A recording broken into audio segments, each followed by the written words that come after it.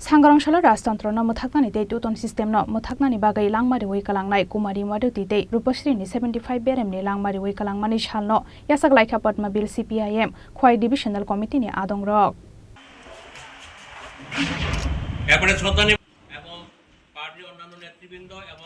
आसालो पुइलानो मार्टियार आल्टारो खुमाला गान्धी वैखुलम लाइखा CPIM खवाई डिविजनल कमिटिनि आदंरक मानजाखा CPIM खवाई डिस्ट्रिक्टनि तांफां पद्मा कुमार देबबर्मा GMP नि आदं रंजित देबबर्मानो खबै लांमारि वैकालांनायनो खुंनि बररक সবাইকে নমস্কার। আজকে আমাদের ঐতিহাসিক একটা সন্ধিক্ষণের দিন। 1949 সালের 28 মার্চ বাংলা 14 চৈত্র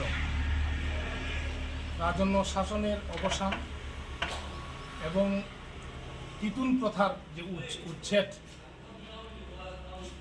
ত্রিপুরা উপজাতি গণমুক্তি পরিষদের আন্দোলনে সারা রাজ্যেই বিশেষ করে উপজাতি এলাকাতে একটা উত্তাল ছিল এবং পুলিশের জুলুম অতিরিক্ত তখন বিশেষ করে আগের যে রাজতন্ত্রের তাদের মূল যে অনৈতিক যে কাজ তার মধ্যে হচ্ছে তিতুন প্রথা।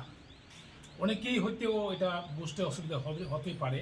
তিতুন প্রথা এটা যে জিনিসটা তারা কালেকশন করে প্রজাদের কাছ থেকে প্রত্যেক বছরে একবার করে তারা কালেকশন করে এবং এটা তখন তো রাস্তা ছিলেন না, তাদের সময় রাস্তা ছিলেন না, যানবাহনের কোনো ব্যবস্থা ছিল না।